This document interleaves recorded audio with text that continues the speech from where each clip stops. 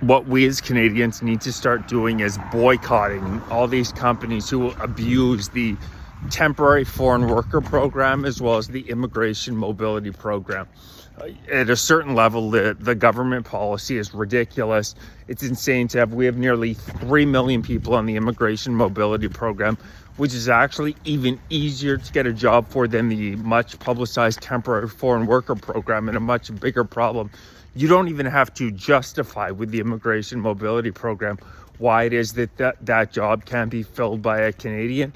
And there's nearly 3 million people currently using that program. So that's the program that really needs to be shut down.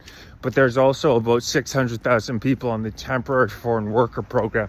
And for many of these roles, the government heavily subsidizes hiring these people, literally favoring new arrivals to Canada.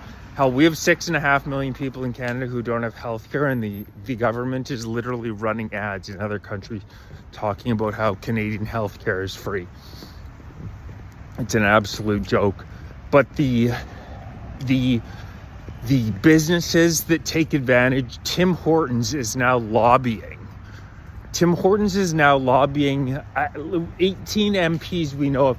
They already claim that 20% of their workforce is temporary foreign worker, but I don't know. I'm highly skeptical of that. 20% temporary foreign worker sounds like a massive undershot. I've lived in Toronto, Montreal, and Ottawa, and that seems to undershoot it. But they are lobbying to up that number to 30%. The government, in many cases, pays up to 50% of the salary. Meanwhile, 22% youth male unemployment rate. Why when the Canadian economy is struggling, are we allowing in a record number of people? It's insanity. You pair the record immigration levels with the net zero scam. You pair those two items together, and the Canadian people are being 100% sold out by a globalist government. So we have to figure out actual high leverage ways to hit them. And the smartest way is actually to go after the companies that Carney has a private interest in, because we know about them. So that's the smartest thing to do.